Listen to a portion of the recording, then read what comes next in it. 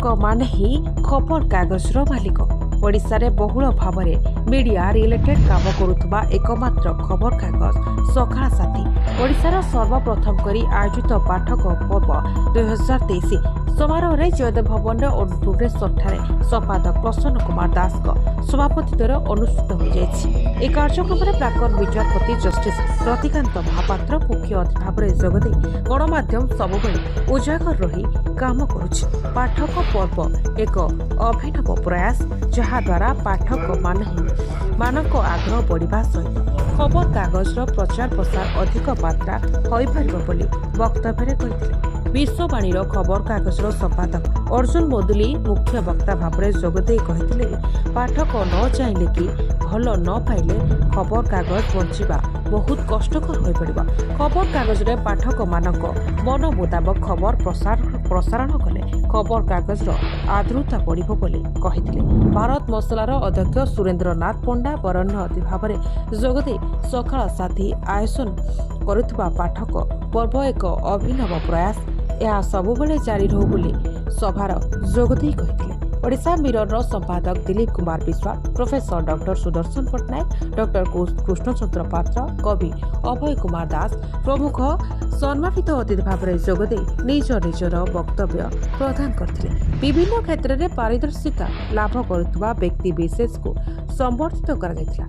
शक्ति सागर महांती को 2023 वर्षर श्रेष्ठ पाठक लकी ड्र माध्यम चयन कर जो कार्यक्रम आपणकर सकाल साथी जो पाठक पाठक पाखे पहुँच तेणु उल्लेखनीय कार्यक्रम लोक हृदय परिवेश कर तेणु जहाँ भी हूँ धन्यवाद देवी ये आपण मानकर ये संगठन समस्त कर्मकर्ता को यही कार्यक्रम आहरी आगक बढ़े जोटा कि आमर मंगल हम देशर मंगल हम जनसाधारण मंगल हम प्रशासन बहुत उन्नत मान कार्यक्रम ये आंतरिकता अच्छी भल पाइबा अच्छी परस्पर जो सहानुभूतिशीलता अच्छी ये स्वार्थ ना तेणु आपण जो निस्वार्थपर उद्यम करटा आहरी आगक जीव आहरी आगक नियंतु कहीं ये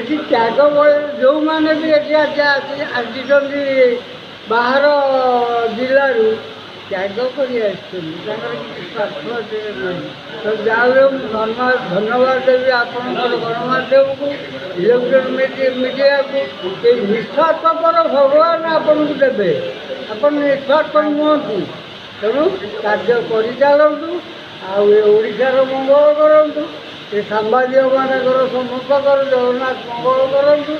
जय जगन्नाथ। अतिथि परिचय प्रदान करथिले रोटारियान सस्मिता दास, अडफ पंडा, दामोदर पेउरिया, गंगाधर रथ प्रमुख खबर कागजर समस्त प्रतिनिधि सभ्य कार्य सहयोग करथिले। कलाकार मानक द्वारा सांस्कृतिक कार्यक्रम अनुष्ठित होथिले।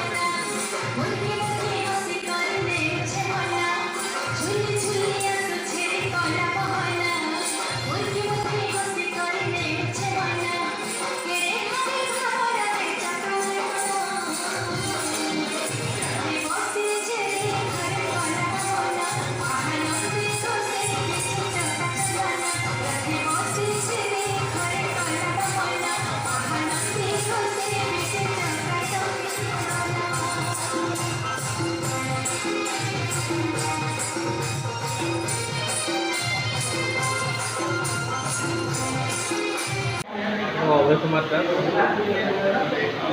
आज सुंदर प्रयास पाठक मान लगे पाठ आजिकल जानते बर्तमान पढ़ा ना केवल देखा मैंने एमती इलेक्ट्रोनिक्स मीडिया अच्छी सब लोग देखुं पाठक आस्ते आस्ते भूल गए आमर लेखक कम ना बही निश्चय सबुदिन प्राय प्रकाशित हो पाठक संख्या कम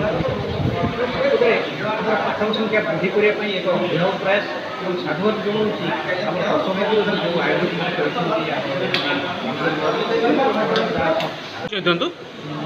दिलीप कुमार विश्वाल एडिटर आज जो नूतन भाव जो पाठक पर्व सकाल साथी आरंभ कर आज गेस्ट पाठक पर्व एक अभिनव पाठक पर्व समस्त गणमाध्यम संस्था कर କାରଣ ପାଠକମାନେ ହିଁ ଗୋଟେ ଗଣମାଧ୍ୟମକୁ ସଶକ୍ତ କରିଥାନ୍ତି।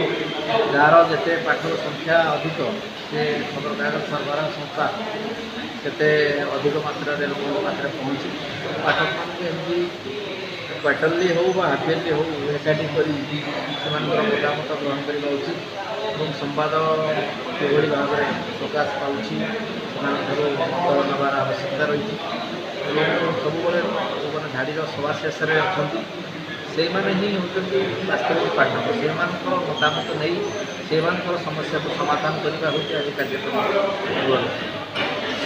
Doctor Sudarshan Pattnaik retired professor ପାଠକ ପର୍ବ ପାଇଁ ଆସିଛି। ପାଠକ ପର୍ବରେ ପାଠକମାନଙ୍କର ଗୁରୁତ୍ୱ ବିଷୟରେ ଯେ ସମ୍ବାଦପତ୍ର କ'ଣ ପରିଚୟ? ମୋ ନାଁ ସତ୍ୟସାଗର ମହାନ୍ତି। କେଉଁଠି ଅଛନ୍ତି? ମୁଁ କଟକରୁ ଆସିଛି। ଆଚ୍ଛା, ଆଜି ଯେଉଁ ହେଲା ପାଠକ ପର୍ବ, ଆଜ୍ଞା। ଆଜି ତୁମେ ସର୍ବଶ୍ରେଷ୍ଠ ପାଠକ ହେଇଛ, ଆଜ୍ଞା ଆଜ୍ଞା ତାର ପ୍ରତିକ୍ରିୟା? ବହୁତ ଖୁସି ଲାଗିଲା। ପାଠକ ପର୍ବର ଉଦ୍ଦେଶ୍ୟକୁ ନେଇକି ଯେଉଁ ଉଦ୍ଦେଶ୍ୟରେ ପାଠକ ପର୍ବ ଅର୍ଗାନାଇଜ୍ କରାଯାଇଥିଲା ସେ ଜିନିଷକୁ ବୁଝିବାରେ ଜାଣିବାରେ ବହୁତ ଖୁସି ଲାଗିଲା। ଆଉ ଯେଉଁ ବାର୍ତ୍ତା ରଖିଲେ ଆମର ଚିଫ୍ ଗେଷ୍ଟମାନେ ଆସିଥିଲେ, ଯେଉଁ ବାର୍ତ୍ତା ରଖିଲେ, ଯେଉଁ ମେସେଜ୍ ଦେଲେ ସେଇଟା ଆମକୁ ବହୁତ ଅନୁପ୍ରାଣିତ କରିଛି ଯେ ଭାଷାକୁ ବଞ୍ଚାଇ ରଖିବାର ଏବଂ ଆମର ଯେଉଁ ପତ୍ରିକା ଅଛି ଆମର ଯେଉଁ କଲର୍ଡ ହେଉ ବା ପ୍ରିଣ୍ଟେଡ୍ ହେଉ ଏସବୁ ପତ୍ରିକାମାନଙ୍କୁ ବଞ୍ଚାଇ ରଖିବାର ସେମାନଙ୍କୁ ପଢ଼ିବାର ଏସବୁ ଯେଉଁ ଆମକୁ ବହୁତ ଅନୁପ୍ରାଣିତ କରିଛି। ଆଉ ଏପ୍ରକାର ଗୋଟେ ଇଭେଣ୍ଟରେ ଶ୍ରେଷ୍ଠ ପାଠକ ହେବାର ସୁଯୋଗ ଯେ ହେଇଥିଲା ବହୁତ ଖୁସି ଲାଗୁଛି। ଆଗରୁ କେବେ ଶ୍ରେଷ୍ଠ ପାଠକ ହେଇଛନ୍ତି? ଆଗରୁ ଆଜ୍ଞା ସେ ପ୍ରକାର ସୁଯୋଗ କେବେ ଘଟିନି, କିନ୍ତୁ ଶ୍ରେଷ୍ଠ ପାଠକ ହେବାର ଯୋଗ୍ୟତା ଯେ ଭଗବାନ ଦେବେ ସେଥିପାଇଁ ବି ପରିଶ୍ରମ କରିବାକୁ ପଡ଼େ, ତା ପାଇଁ ଲାଗିବାକୁ ପଡ଼େ। ଆଚ୍ଛା, ଯେଉଁ ସମ୍ବାଦପତ୍ର ଏବଂ ପାଠକ ପାଠିକାମାନଙ୍କୁ ଆପଣ କ'ଣ ବାର୍ତ୍ତା ହେବେ? ତାଙ୍କୁ ବାର୍ତ୍ତା ଦେବି ଯେ ସେମାନେ ସଠିକ୍ ଚୁଜ୍ କରନ୍ତୁ କ'ଣ ତାଙ୍କର ଇନଫର୍ମେସନ୍ ଦରକାର ହୁଏ। ସେମାନେ ପାଠ ପଢ଼ିବା ଦରକାର, ସେ ବିଷୟରେ ଜାଣିବା ଦରକାର, ଆୱେରନେସ୍ ରଖିବା ଦରକାର, କ'ଣ ଚାଲିଛି କ'ଣ ନାହିଁ ସମାଜରେ ଜାଣିବା ଦରକାର। ସେଥିପାଇଁ ଯେତିକି ସେମାନେ ଇଣ୍ଟରନେଟ୍ ଉପରେ ରିଲାଏ କରୁଛନ୍ତି ତା ବ୍ୟତୀତ ଆମର ଯେଉଁ ଖବରକାଗଜ ହେଇଗଲା, ମ୍ୟାଗାଜିନ୍ସ ହେଇଗଲା, ତା ଉପରେ ମଧ୍ୟ ସେମାନେ ରିଲାଏ କରିବା ଦରକାର।